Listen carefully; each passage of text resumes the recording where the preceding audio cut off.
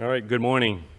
I'm Rick Cox from BMT Designers and Planners. I'll moderate today's session. I'm also chair of the Environmental Committee. I'm going to do some shameless plugs on that. We have a pretty busy session here. We've got 3 speakers. Even though you only see 2 on the slide, I'll give the bios, and then we'll run through the administrative and housekeeping remarks, and then we'll get right into the presentations. Our first speaker will be retired Colonel Charlie Hart. He is a PE and a fellow of SAME, and he's the Southern Border Executive for GSA Public Building Service. And there he integrates federal government real estate interests with those of Mexico, Texas, New Mexico, Louisiana, and government agencies. He served as an Army combat engineer with service in Berlin, Korea, Haiti, Italy, Bosnia, and a bunch of other places. What's interesting is the governor of Texas appointed him an honorary admiral in the Texas Navy. He graduated from West Point, has an MBA from Golden Gate, and a master's from Stanford, and a master's from Army War College. And he lives in Arlington, Texas, and spends his free time with family activities. And he's also a PACE group leader for the annual Cowtown Marathon.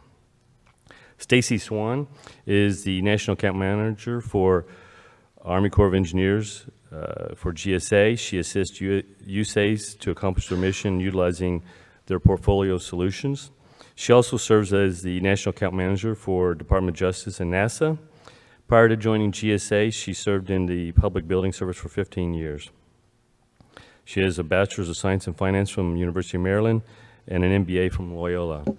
And then our final speaker will be Pamela Legree, I got that right, is the Deputy Director of EPA's Office of Acquisition Solutions. She started her career at Wright-Patt Air Force Base under the Palace Acquire internship.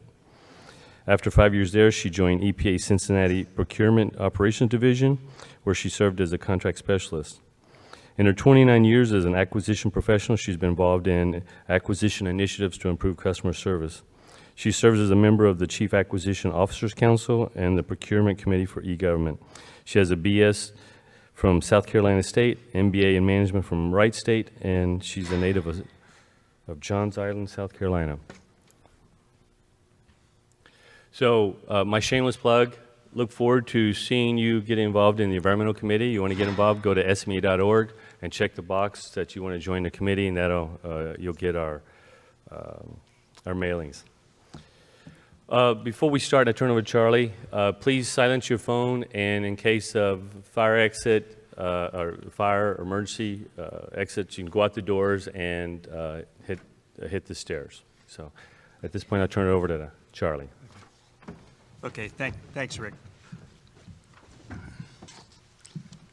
Okay, starting things off, I've got a photo of a very interesting building that's just down the street hall here. The U.S. Customs House in New Orleans was actually constructed in 1844, and it's GSA property. And in the aftermath of Katrina, we recently renovated the Marble Hall, which is probably the most beautiful room in America. So if you get a chance, it's right next door to the Audubon Insectarium. I don't know if they allow public inside, but they ought to if they don't.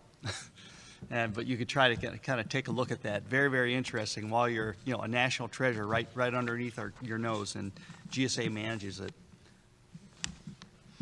Okay, so here's what I'm going to talk about. A little bit about who we are, how to do business with us. I know everybody's here. You're asking where are the opportunities, all right? And we're going to try to emphasize that. So I'm going to go through a lot of the factual things. You can always download the slides later on and go in more detail, or email me if you want me to go in more depth. But the key thing here is, what are the opportunities at GSA, and how do I find those opportunities? Also, I want to talk a little bit about what's new. GSA is evolving, to meet the needs of the government and the new administration, and we'll talk a little bit about that as well. And then if we have time, I'll go into some kind of detail about very specifically regional opportunities. My responsibilities are mostly in the southwestern United States, so that's what I know the most about, and that's why I'll have a little bit of information there. Okay, so here's our mission. We're all about trying to be the most effective and efficient government organization we can. We touch virtually all the government agencies through the real estate and supply and logistics needs. And as a result of that, we think that we can get some great value through quantity buys and having the big picture. Next slide. The thing to know about GSA, though, there are actually two major business lines, the Federal Acquisition Service, and that's why I brought Stacy along. She can kind of answer your questions or direct you to the right person for, the Federal Acquisition Service. We were established by President Harry Truman in 1949 to try to streamline a lot of the administrative work in the government. And actually, so, the power of buying in quantity is magnified by the Federal Acquisition Service being in existence. The other thing is the Public Building Service. But the thing you need to know about GSA is that we don't actually do anything. Everything we are, if we take credit for the hard work of people like you who are actually, service providers delivering for us through contract vehicles. And that's what we're here to talk about today. And this kind of gives you the Public Building Service, almost 400 million square feet distributed across the United States. Before I came to GSA, I had no idea there were so many government workers, government agencies, and government property across the United States.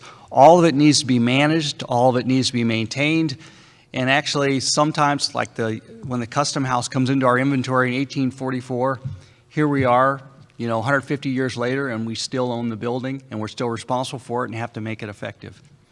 All right, next slide.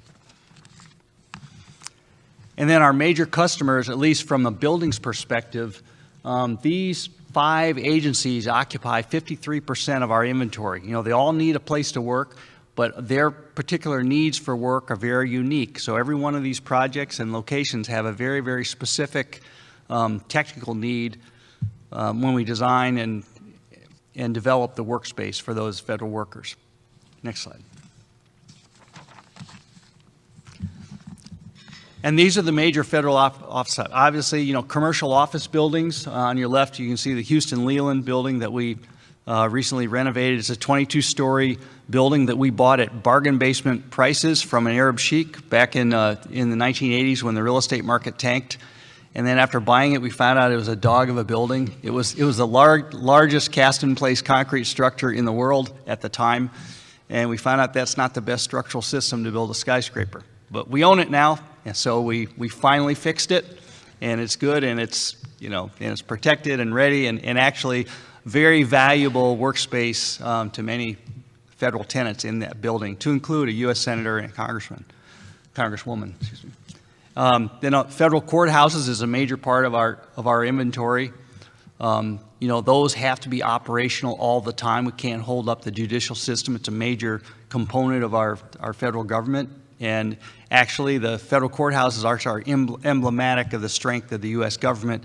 So we try to, we have a program called Design Excellence that ensures the federal courthouses are built to a very high resilient standard. And then ports of entry. I have deep, intimate knowledge about ports of entry. Afterward, if you want to ask me what's going on the border right now with the caravan, I could talk for hours about it. I'm getting a lot of phone calls about that because of my day job. But the land ports of entry are the new Statue of Liberty. As people enter the United States of America, that's what they see. So we can't have them look like some ugly truck stop, And there are actually 135 places where you can cross the U.S. border on both the northern and southern border.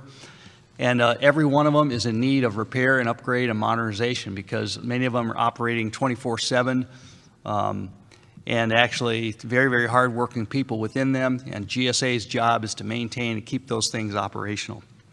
And then there are a number of one-off laboratories and special facilities. The Laredo Border Intelligence Center, we finally co-located all the people who are concerned about what's happening on the other side of the border. And they're operating there, sharing information, and coming up with a synchronized government approach to issues that occur along the southern border. All right, next slide. And one thing we're very proud of, actually a few years ago, we had an initiative called Small Business First. And actually, I would say culturally, even though that's not necessarily our slogan anymore, in our culture within GSA, the default position is award things to a small business. So we generally don't have any difficulty. I think this is like the 7th or 8th year in a row that we were graded A by the Small Business Administration. We were actually graded A+ last year. So you can see, now I can tell you personally, we've had some difficulty in the Public Building Service finding service providers for service-disabled, veteran-owned small businesses. And so we're always anxious to add to our list of vendors, who can meet that qualification. In general, though, within the public buildings, we don't set aside. We generally compete within each of these respective categories, and we've been able to meet our goals for small business that way as well.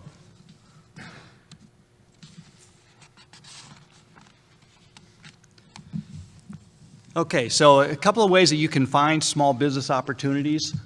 First of all, FedBiz Ops, obviously, for those of you who haven't used it before, I recommend hiring an intern to mine the data, within and trying to understand how that website works. We understand that it's not that user friendly, so you kind of have to know what you're looking for. But within GSA, we have the GSA e-library, and if you download this presentation, there's a hot link to that e-library that will give you more information about that, finding opportunities, and information about schedule solicitation. And then actually over half of our inventory are actually owned by private landlords, and we just lease the property on behalf of the government from those landlords. If you want to find, generally the leases run on terms anywhere from 5 to 20 years. We're starting to, the trend is to have a longer term lease.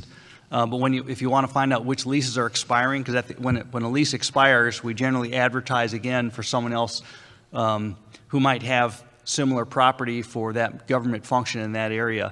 So you can see if you're a landlord or somebody who owns some property and want to lease it back to the government, you can find more information by clicking on that hot link there. All right, next.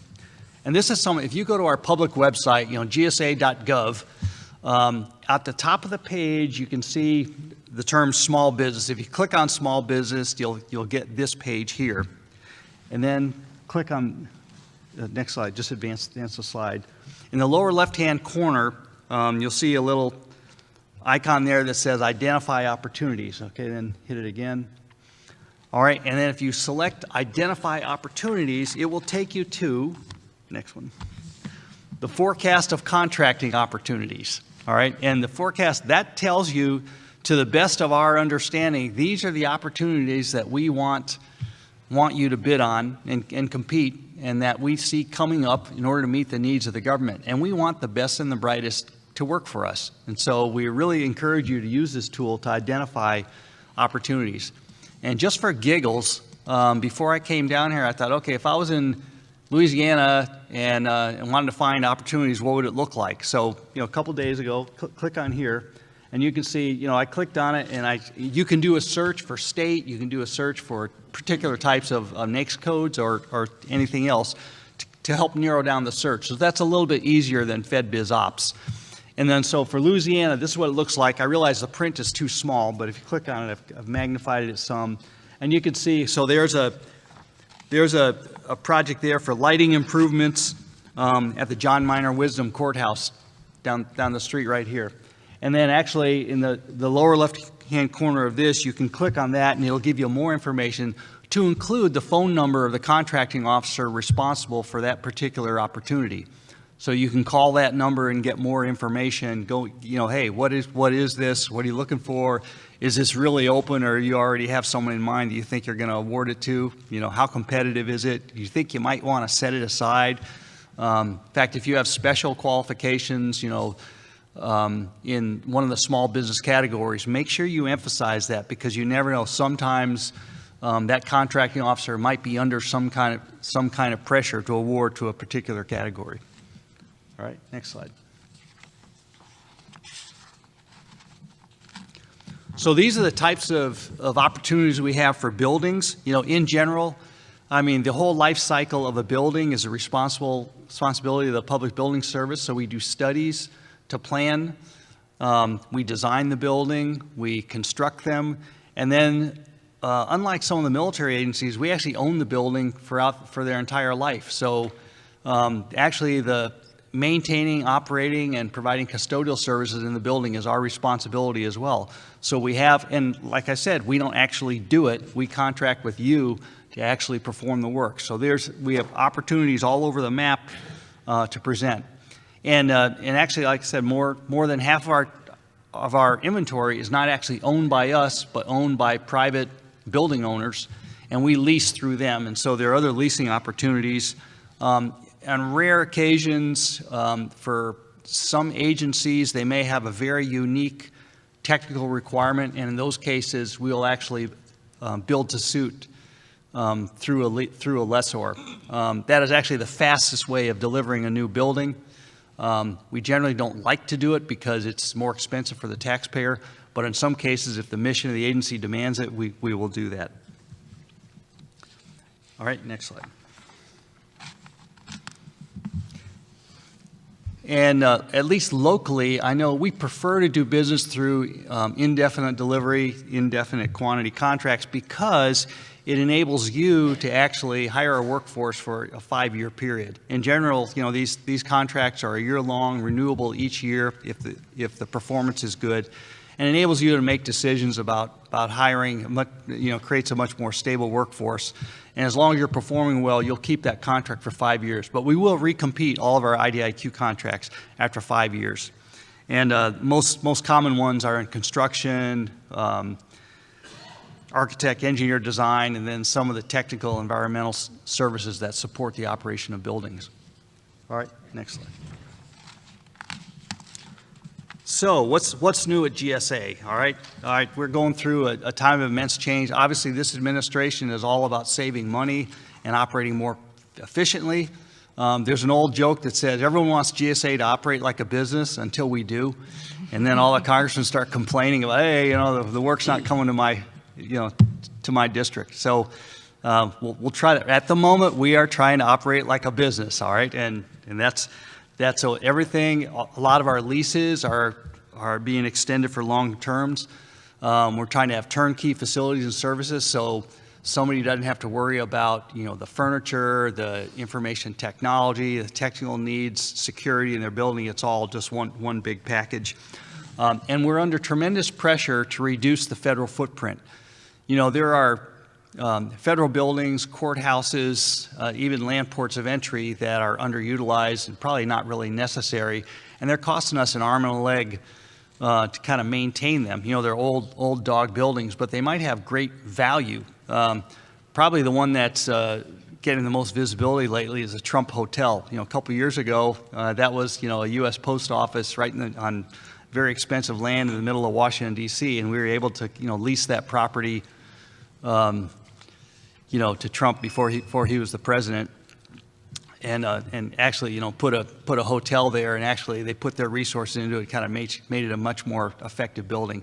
But that's happening across the spectrum. So you can go to GSA auctions and look and kind of see the properties that we're trying to dispose of and get rid of. But if something doesn't really have a federal purpose, you know, there are many government agencies that might have been very relevant 100 years ago that, you know, are no longer around, but we still own their building and their property, and then, so we're anxious to get rid of that. Another great example of that, lighthouses. You know, if any of you wants to buy a lighthouse and have a great party center, they're not that expensive, but the cost of maintaining them and also the requirements for someone to own it that really cares about it because the historical preservation needs are very great. So we have this great burden on the taxpayer to maintain all these lighthouses, but we're anxious to get rid of them.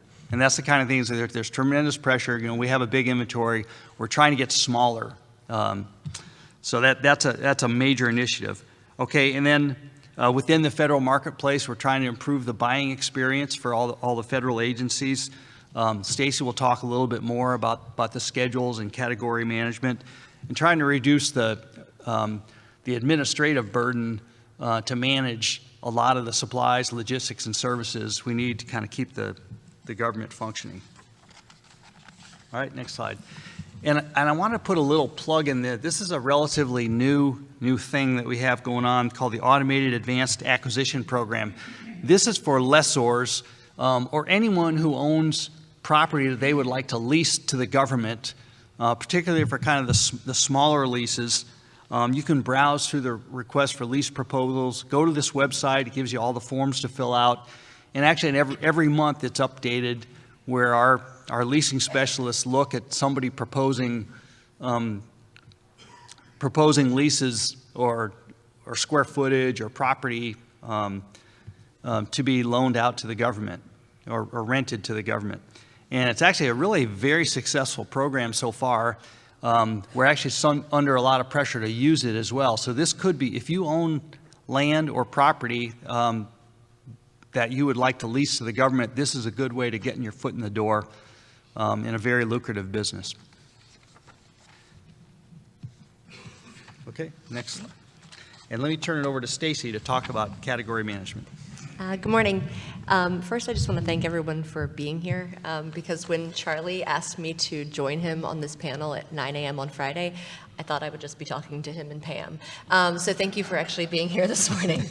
I just want to take a couple of minutes and talk to you about a new-ish initiative that is transforming the acquisition landscape for the government. For those in the audience, have you heard of the term category management? Hopefully, some of you have. So it's not a new concept for industry, but it is fairly new to the U.S. government. We started adopting this back in 2014. And really, the reason why is the government spends about $500 billion on goods and services on an annual basis. Over $300 billion of that is what we consider common goods and services. And we realized that strategic sourcing, while that's been around for a while, that was only taking a look at a very small piece of the pie. And we wanted to look at the overall spend and how we can manage that better. And again, as Charlie mentioned several times, we're trying to be more efficient, we're trying to drive down costs. And instead of each USACE district or every FBI office operating in a silo, if we can aggregate requirements and really look at the big picture and not just against or across an agency, but across the entire government, to really leverage the buying power of the government to drive down costs. So this is kind of the core functions or the principles of category management. It's around identifying those core categories of goods and services, being able to develop best practices, and that's both with talking with industry and all of our agencies, and then developing more sophisticated purchasing strategies so that we're not doing hundreds and hundreds of single award or even single agency IDIQs. If we can create large government-wide acquisition vehicles that make it easier for the agencies to purchase what they need and make it easier for the vendors to do business with the government. And hopefully the overall outcome is driving down the costs and increasing efficiency. Next slide. I threw this in here as just one of the examples of why we're going to this. This is a business case, and this is looking at just one single government contractor. And in FY14, they did $2.7 billion worth of business with the government, but that was spread across over 2,000 individual contracts and 5,700 contract actions. And we know that there's a cost associated with every single one of those actions. And honestly, until we started drilling into the data, there was such little visibility that we didn't realize that across all of the government, we're doing that much work with a single agency or with a single contractor. So being able to, like I said, leverage that buying power and make it more efficient on both the vendor and the government side. Next slide. If you haven't seen this before, this is the structure for the common goods and services. There are 10 categories. You'll notice the blue bars are the category headings. So I know a lot of you kind of fall into that facilities and construction or maybe professional services category. You'll notice there's a dollar figure, and that shows you what the annual spend is government-wide. There's also a icon, and that designates which of the federal agencies is the leader and kind of owns that category. GSA is the owner for 6 of the 10, but we also have categories owned by DHS, DOD, VA, and OPM. And then below that, you'll see we've also developed subcategories, really trying to break it down to the lowest level that we can to really analyze the spend and to be able to create the necessary acquisition strategies appropriate. Now, I said that we started this in 2014, and we all know that the government really doesn't get motivated until there's metrics associated with it. So in this past year, 2018, OMB put out 2 metrics for all of the CFO Act agencies. And they were both around spend under management, which is what they are using to gauge the adoption of each agency. That entailed creating a baseline and having each agency basically self-score their inventory of contracts. And you'll see the tiered structure from a tier 0 up to tier 3. Tier 0 is what they consider unmanaged spend. Those are those standalone contracts. The goal is to reduce those as much as possible and to move the contracts up the tier structure, either to an agency-wide solution or a government-wide solution. And then ultimately, the tier 3 is what they are calling best-in-class solutions. And those are government-wide contracts that have received the extra seal of approval from OMB. They are considered to be the most transparent. They're using the latest and greatest acquisition approaches, and agencies are being highly encouraged to use those tools whenever possible. Next slide. If you are not aware of what the best-in-class solutions are, I would highly encourage you to get familiar with them.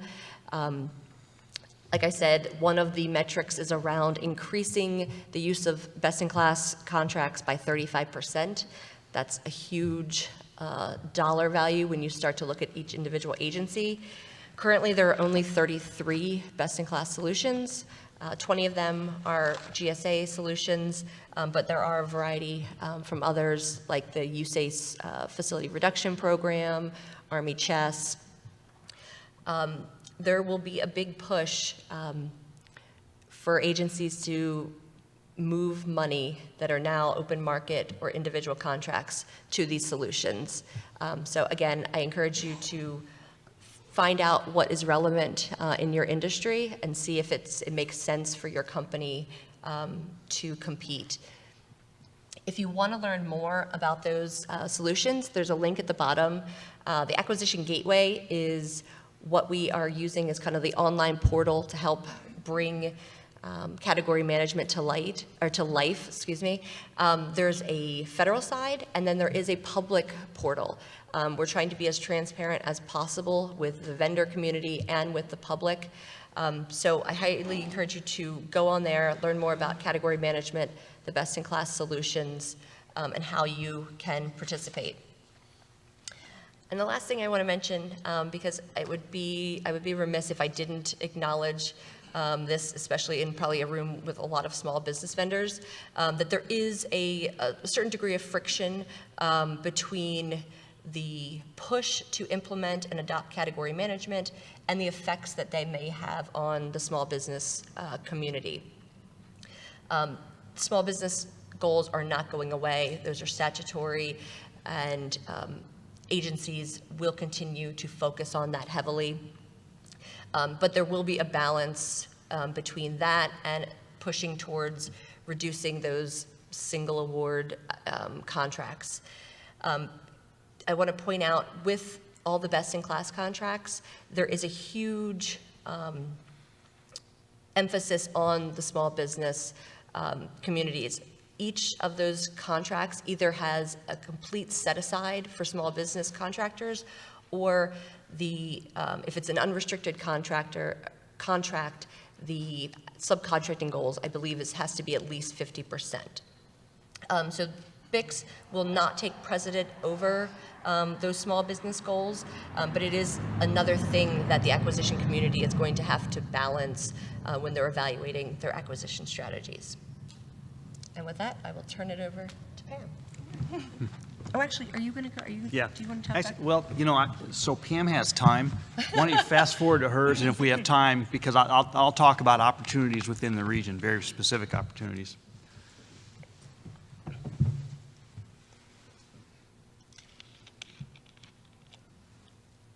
Okay. Pam? Okay. I didn't know I was up again. Okay. So good morning, everyone. My name is Pam Legree, and I am the Deputy Director of the EPA's Office of Acquisition Solutions. And actually, starting October 1st of this year, we went through a name change. We were the Office of Acquisition Management. And so it was very timely that Stacy mentioned category management, because part of our reorganization is centered around categories. A lot of times when I get phone calls from vendors, especially small businesses, they always ask, hey, I'm in IT, which office provides that service? And I would rattle off all of them. And it's a little frustrating. And we recognize that. And it was not only frustrating for the vendor community, but also the programmatic, the program offices within the agency. So now we are organized via categories, and I will get more into that during my presentation. But the mission for the Office of Acquisition Solutions is fairly simple.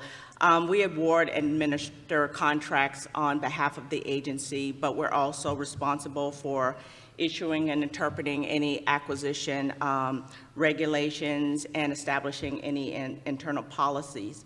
On average, we obligate about $1.5 to $1.6 billion a year. And in FY18, $673 million of those dollars were to small businesses, $236 million to small disadvantaged businesses, $84 million to women-owned small businesses, $74 million to service-disabled veteran-owned small businesses, and about $37 million to hub zones. Next slide. So we have about 13 national program offices, but they're spread throughout the country. Our headquarters is in Washington, D.C. We also have a main office in Research Triangle Park, North Carolina, and Cincinnati, Ohio. And then we have 10 regions. And the lead location for each region are as follows. Region 1 is Boston. Region 2 is New York. Region 3 is Philadelphia. Region 4 is Atlanta. Region 5 is Chicago. Region 6 is Dallas. 7 is Kansas City. 8 is Denver. 9 is San Francisco. And 10 is Seattle. And those regions also, their procurement offices have what's called virtual acquisition offices, and I'll speak a little to you more about that. But throughout the country, we also, we have contracts throughout the country, but our top 5 states by vendor location are Virginia, Missouri, Maryland, Ohio, and Michigan. So in terms of our EPA acquisition offices, as I indicated, I'm the Deputy Director for the Office of Acquisition Solutions, and we have 3 main contracting locations. And so this is where the concept of the category management comes in to play. Our IT procurement office is now in Research Triangle Park, North Carolina. So if you have any questions and you want to know about IT opportunities within the agency, you can always contact the IT Acquisition Division.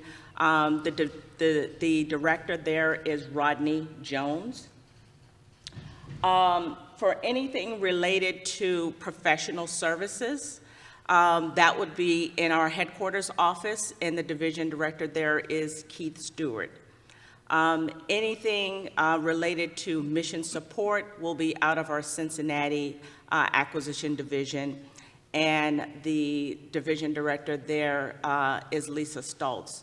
Also in the headquarters division, if you are looking for any opportunities in terms of environmental services, you can also, those opportunities will be procured out of the headquarters office.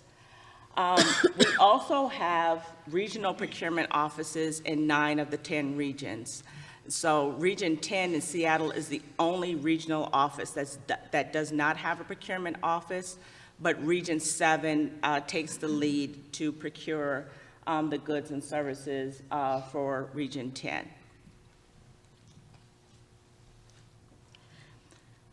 So the next 2 slides identifies the top 25 NAICS codes. And as you can see from the list, we spend a lot of money in the area of remediation and environmental services. And so along the lines of category management, one huge initiative that we had in the agency was to combine some of our Superfund contracts. For a long time, each regional office had its own Superfund contracts, and a lot of them had the same vendors, which really didn't make any sense. We didn't feel we were getting the best pricing as it relates to those services, but most importantly, we were draining a lot of our resources. And so one of the huge initiatives we had was the remediation acquisition framework. And essentially what we did was we divided the 3 main components of our Superfund program, which was the design and engineering services, environmental services and oversight, and remediation environmental services. And so the design and engineering services contract was awarded in August of this year, as well as the environmental services and oversight, which is 100% small business set aside. All 3 suites of contracts have a small business component. And what I mean by that is we have reserved a certain amount of task orders against those vehicles. You've heard the discussion about IDIQ contract exclusively for small businesses. So when certain requirements come up, only those small businesses that have vehicles under those contracts will be allowed to compete. The other thing that I would encourage you to do as it relates to the 3 suites of contracts that I listed is to go to our website, and I'll get to that in my presentation, to look at the vendors that are recipients of those awards and look for subcontracting opportunities, because in all of those contracts, except for the one environmental services and oversight, which is 100% small business set aside, there is a requirement to meet subcontracting goals. Next slide. And so, next. So, the listing of the NAICS code, it identifies the top 25 categories, but on this slide, we just tried to put it in layman's terms. So we do definitely a lot of technical and analytical support services, laboratory testing, construction, and the one thing I forgot to mention is the Cincinnati Acquisition Division not only takes the lead for procuring mission support, but they do all of the agency's construction and architect and engineering services as well.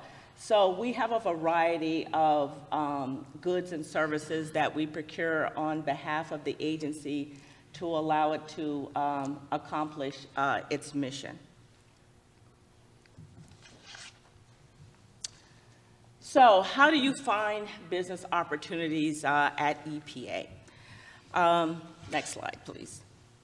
If you go to our website to epa.gov and /contracts, right in the middle of that page, there is a tile called Opportunities. And there you have you have two access points, one for our forecast database, and then one that speaks to tools for doing business with the EPA. So I'll speak to you regarding 4 key tools that we highlight. So, for example, if you're trying to prepare yourself for your next opportunity, I would encourage you to start with the forecast database.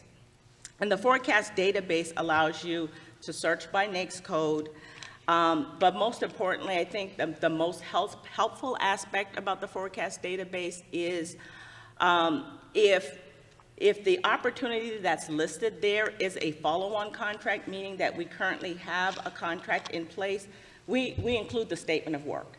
So that way you can get a sense of the type of work that's already being performed under the contract. But we put a disclaimer or a caution on that site to say, because we've had some people do this. We've had some people prepare proposals based on the statement of work of the current contract instead of waiting for the solicitation to issue. But it's a good starting point so you can get a sense of the types of requirements that will occur under those vehicles.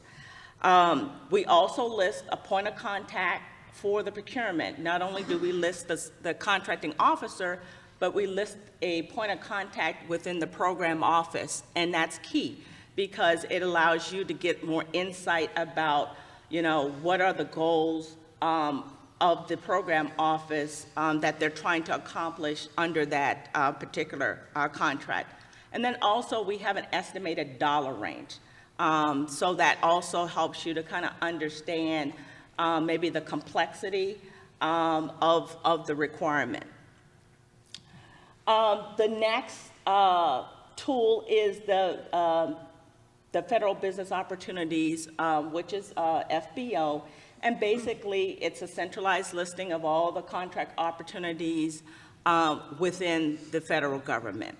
And that's important because not only do we list business opportunities, but we also use FBO as a means to issue sources sought synopsis to advertise the fact that we're conducting market research to just kind of see what's out there in terms of vendors that could potentially provide the goods and services that we need. But most importantly, it helps us to frame and shape our acquisition strategy, because if we get enough interest from the small business community through your capability statement, we typically reserve those for small businesses. And then the third vehicle that we use is Fed Connect, and I will expand on this a little more in another slide. But in 2014, we decided, the EPA, that we were no longer posting business opportunities on our website. We're utilizing our contract writing system, and we are advertising our requirements through Fed Connect. Fed Connect is the only way we will receive your proposals as well. But basically, it's a vendor portal that connects the vendor community with the agency, and it allows us to advertise our requirements and for you to submit your proposals. And then the last tool I would highlight is our active contracts list. It's helpful to you because it lets you know if there's a certain contract that's about to expire,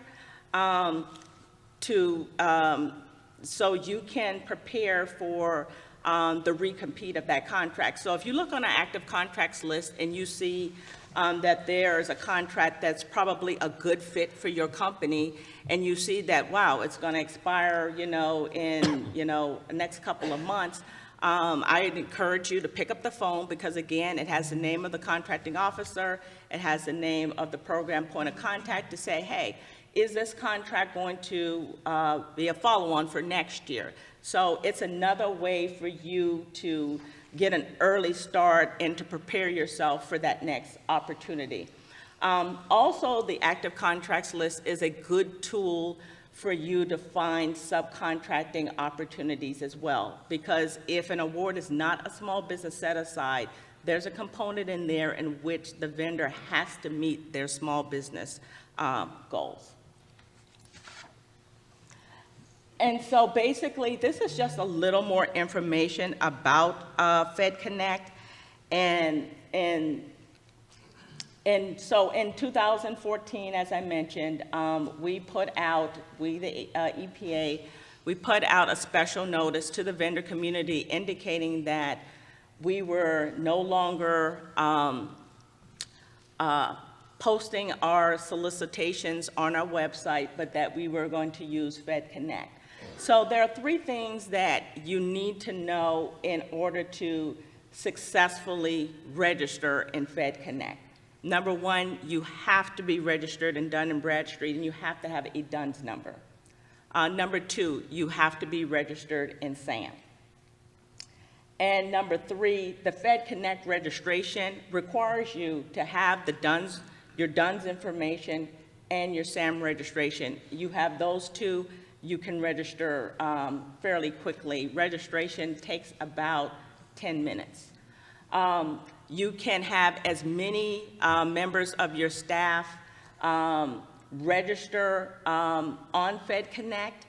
And the other thing that I would also highlight is if you run into any difficulty registering in FedConnect, you can always contact their help desk, and they'll be more than happy to walk you through that process. So being registered in FedConnect allows you a couple of things. Well, first of all, if you're not registered in FedConnect, you can always see business opportunities. So you do not have to register in FedConnect in order to see business opportunities. However, if you want to submit a proposal, you have to be registered in the system. And registration is free. And so what I want to do is I want to end my presentation on some tips. And these are some things that I've seen in my 29 years in contracts and things that I've heard from my colleagues that I think that would be very beneficial to you. The source of sought synopsis, we issue these all the time. And a lot of times we do not get a whole lot of response. Or if we get a response, it's sometimes, well, are you sending out the source of sought because you're trying to not set it aside for small business? And the answer is, no, that's not why we're doing it. We want to set it aside for small businesses, but we need you to respond. Because the rule of 2 means if there are 2 or more small businesses that we feel are capable of performing the service or providing the goods, then we set it aside for small business. A source of sought synopsis is a key part of our market research. It is probably the most used tool for our staff to determine whether or not we have enough small businesses out there to set it aside. Capability statement, please send them. It gives us an opportunity to look at the goods and services that you can provide, the qualifications of your staff, and even though you may not be a good fit for that opportunity, we save those. We create a database, and we share it with our colleagues, and we say, hey, I got this capability statement for this requirement. It's not a good fit for what I'm doing, but it's my understanding that you're working on a project for this. Take a look at this vendor and see if maybe they could be a potential source for your requirement. Technical and cost proposals, it's key. And when I say do a crosswalk, oftentimes we see, we'll look at a technical proposal, we'll look at a proposal in general. And it's clear that there's one group within the company that worked on the technical proposal and a totally different group that worked on the cost proposal. And at some point in putting that proposal together, the two never got together because there is not a good crosswalk. For example, you, in your technical proposal, you wow us about this wonderful engineer, PhD, the best of the best. And then I look at the cost proposal, and the only thing I see for an engineer is someone that's making minimum wage. So realistically, there's no way you're going to retain a PhD with all of those credentials making a minimum wage. And so it's not a realistic proposal. And so make sure that at some point when you're putting that proposal together, that although the technical folks and the cost folks may work independently, at some point you have to get together to make sure that it makes sense. Because we do, for our cost type requirements, we do a cost realism check to see that. And so along those lines as well is that we need your best proposal up front. The FAR, the Federal Acquisition Regulation, says that to the extent practicable, we should award without discussions. So it's not, hey, let me take a stab at it, and then if they have any questions, at some point they'll give me a call and I can fix, fix my proposal. Doesn't work that way. We're looking for the best up front. And if we decide to open up discussions, we're not giving you a month to make revisions. It's going to be a short period of time. And then lastly, debriefings. Debriefings really should be about you. Our debriefings are typically 1 hour. And oftentimes I see people spending most of that hour trying to convince us that the person that we awarded the contract to wasn't the right person. And so in the meantime, you're missing out on an opportunity to find out more about your proposal and what you could have done well. Ask, what did I do well? Where could I have improved? Did I do a good crosswalk? Could you match my technical proposal with my cost proposal? So make it about you. And with that, I think I left enough time for GSA to finish up and some questions. Okay. All right. Everyone, let's give a round of applause for our speakers. So thank you very much for giving us enough time for questions. We are recording this session, so I ask if you have any questions, please come to the microphone so we can get the recording done. While you're doing that, I do have a couple of questions. First off, Stacy, you mentioned best-in-class solution contracts, and we see, OASIS was probably a game changer for many of us. We see it's working really well. Does that mean a decline in the PSS schedule and some of these others? And so should vendors be wasting their time or chasing these other contracts that aren't necessarily as important? I don't think there's been a decline in the professional services schedule, but yes, OASIS has exploded, and we're in the process of on-ramping because the first 5 years of that contract will expire in the spring, and most of the small businesses that were in that first generation of the contract are no longer small business. So that's a great success story. And we expect the usage to also continue to increase exponentially. So we're also looking to expand the pools of our small business vendors. So pool one, which would be probably a lot of this group, the engineering, environmental type services, contractors, we're going from 40 small businesses to, we're looking to expand that to 200 for the next 5-year iteration. Saying that, I don't think you should discount the professional services schedule. They're two different vehicles. OASIS is really geared towards your more complex requirements. It allows cost type contracts, which you cannot do under the schedules. But you really have to figure out, what is the customer base that you're trying to attract, and how have they typically acquired those services. But yeah, I mean, OASIS is definitely the new shiny object that a lot of people are talking about. All right, thank you. I want to encourage questions. We've got a few more minutes. I do have another one. This is for Ms. Legree. So many of these companies are looking at EPA and they say, wow, I'd like to do work for EPA, but there's a concern about incumbency. And can we, are we going to be competitive against the incumbent? Because it seems like they've had that contract for a long time.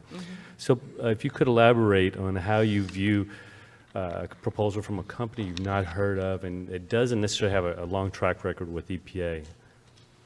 Sure.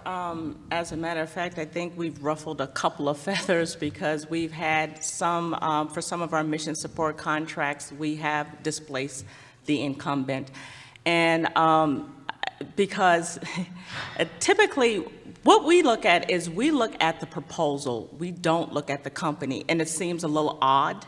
And what we find, what we're finding is our incumbents have a tendency to feel that you know me. So they're not putting their best foot forward.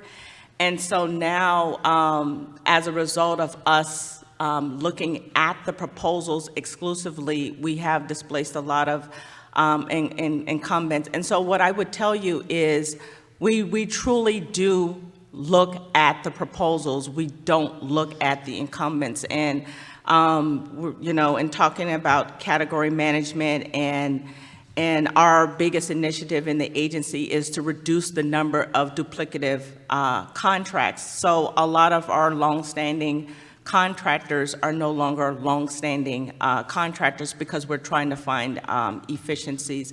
So what I would say is give us a chance, submit your proposals, and we're evaluating you based on what is in your proposal and not whether or not you have longstanding history with the agency. And we're also looking at reframing some of our technical evaluation questions, because we would have a question that says, you know, have you had experience doing this type of work with the agency? And so now we're removing that as a criterion, because we know that it's duly restrictive. So, All right, thank you. Yes. I wanted to know if we could see the slides for the GSA opportunities that we skipped over. Okay. In Region 7, yeah. Because we're short on time, yeah, I can go through them real quick. I did want Where do we stop? stop right there. Okay. So Region 7, actually, Region 7 closely matches EPA Region 6. You know, it's southwestern United States, Texas, and all the states that touch Texas. And I'm addressing that because we're here. Louisiana is part of Region 7. All right. And I did want to, next slide. I wanted to put a big plug. Twice a year, we have the GSA Vendor Access Forum, where we ask all of our program managers and contracting officers to stand up in public and talk about the opportunities that they see coming down the pike in the next 6 months. Our next event is going to be next week, Wednesday, in Fort Worth. And the nice thing about attending it, it's going to take up all afternoon on the 7th, run by our small business office, but it's not restricted to small businesses. We encourage larger businesses to attend as well and look for partnering opportunities. But also, we're co-located with the Army Corps of Engineers Fort Worth District in our own building, so it's not unusual for service providers to attend our event and then try to schedule an event with Carolyn Staten, the Small Business Liaison for USACE, on the same day or the same week. All right, next slide. All right, so Get your cameras out.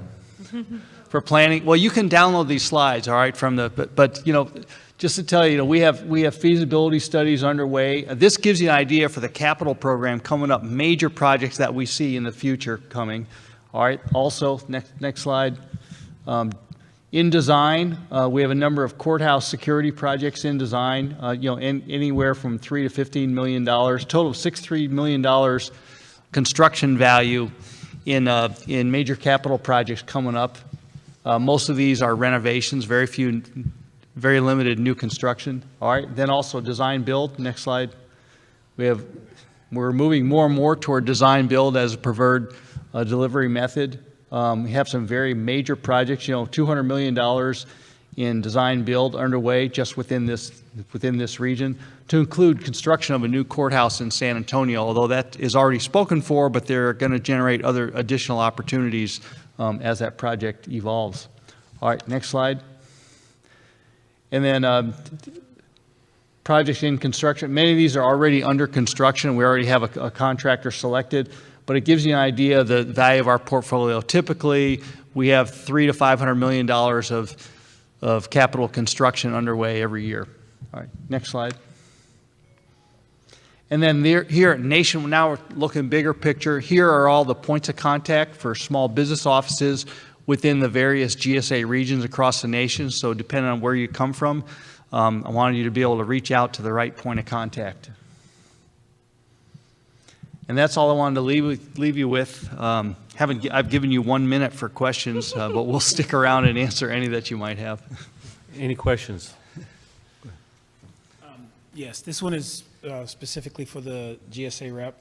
One of the questions the one in the middle, the rep in the middle. I noticed that you'd mentioned OASIS, and one of the questions that I have is there any initiative internally to try to reduce the complexity, in my opinion, of the process to actually get those scheduled, because those things are just so convoluted. Let me restate the question because it is getting recorded. So the question centered around how complex and challenging and difficult submitting on GSA contracts are. And then the massive number of forms and the volume of files to submit.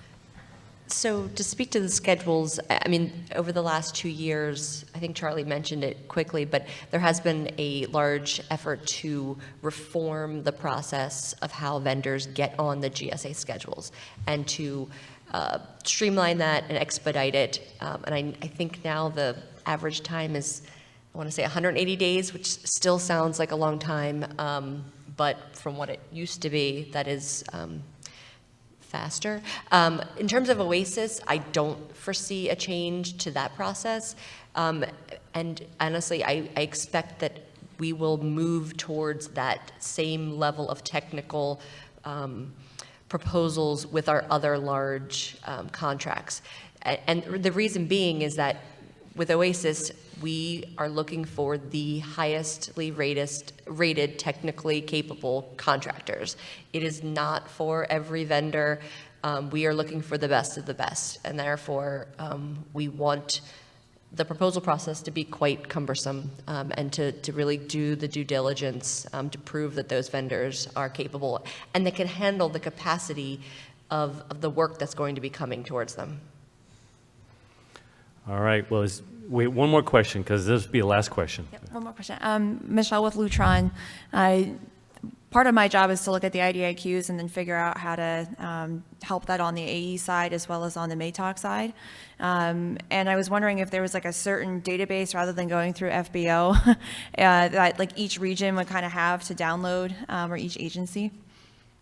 So if you go like to Region 7, is there like an easy way to say, here are all my IDIQ contracts for that region?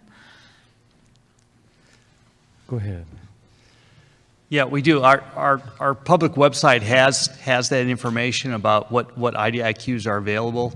You should be able to find it in the forecast of contracting opportunities. But then the other way, specifically for a region, is to go to that vendor access form and ask that question specifically. Sometimes the contracting officer will actually show up and say, here's the IDIQs that I'm managing, and you can actually have a personal relationship, with the person managing those contracts. And to add on, not just from GSA, but there is a website that tracks, I think it's called the Interagency Government Contract Site. And so it literally tracks exactly what you're saying, all those IDIQs and MATOCs and SATOCs.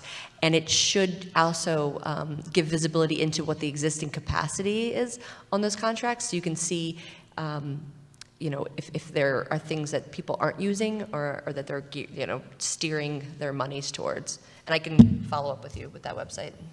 Yeah, and for us, it's still our active contracts list, but we are actually looking to revamp that And also, we have a strategic sourcing website as well that lists our contracts that are available for use agency-wide. And additionally, there are several systems, like, Deltek's here, they can do analysis, and then fpds.gov can show you a spend rate of that. So, all right, with that, thank you very much for attending this morning, and like, again, thank our speakers. So feel free, if you have questions that you were too shy to bring up, I'm sure that they're open to talking to. Thank you very much.